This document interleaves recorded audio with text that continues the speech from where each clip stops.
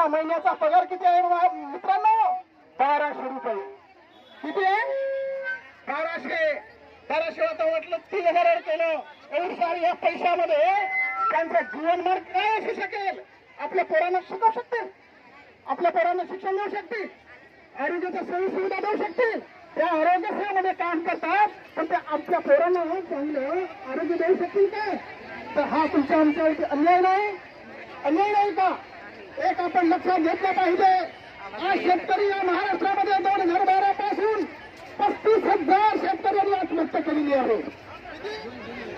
35,000. आणि तुम्ही आम्ही कोणाची लेकरं आहोत? शेतकऱ्यांची पोरं आहोत की नाही?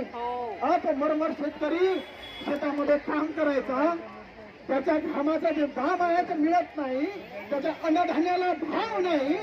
त्या अशाही परिस्थितीमध्ये तो तुमच्या आपल्या पोरांना शिकवतो, मोठा करतो, इंजिनियर करतो, बी करायला लावतो, मोठ्या डिग्र्या देतो, तरी त्याच्या पोराच्या हाताला काम नाही. मग काय करणार? मग पोरगा आत्महत्या